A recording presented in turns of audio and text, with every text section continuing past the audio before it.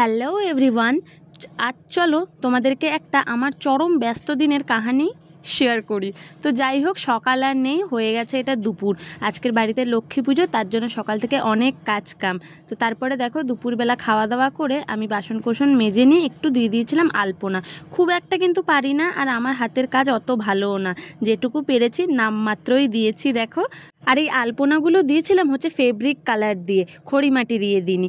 তারপরে সবাই যেরকম করে আলপনা দেওয়ার পরে একটু হাতের ভিডিও করে রাখে, তো আমিও সেই রকম একটু করলাম। আর এটা হলো বাইরে যে আমি কি ছাতার মাথা করেছি, মনে হচ্ছে যেন একটা বাচ্চা ড্রয়িং করেছে ড্রয়িং খাতায়।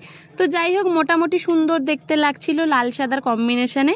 তো যাই হোক, তারপরে সেই বাচ্চাদের মতন আমার আবদার, মা আলতা পরছে দেখে আমারও যেন খুব ইচ্ছা হলো আলতা পরতে। তো যাই হোক, আলতা পরে একটু নাটক করে নিলাম। তারপরে মা সব গোছাগুছি করছে, পুজোয় বসবে। আমি এদিকে একটু সিঁদুর গুলে দিলাম, চন্দন বেটে দিলাম। তারপরে দেখো আজকের না অনেক কিছুই বানানো হয়েছে, নাড়ু, আর এটা ছিল ওই ছানার মিষ্টি টাইপের। আর ছোট ছোট ঠাকুরগুলো দেখে নাও, আমাদের বাড়িতে এরকম ছোট ছোট ঠাকুর।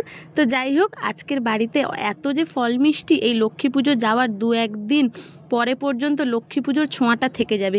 মোটামুটি খিদে পেলেই মা বলবে নাড়ু খা, মোয়া খা, ফল খা, এটা খা, সেটা খা।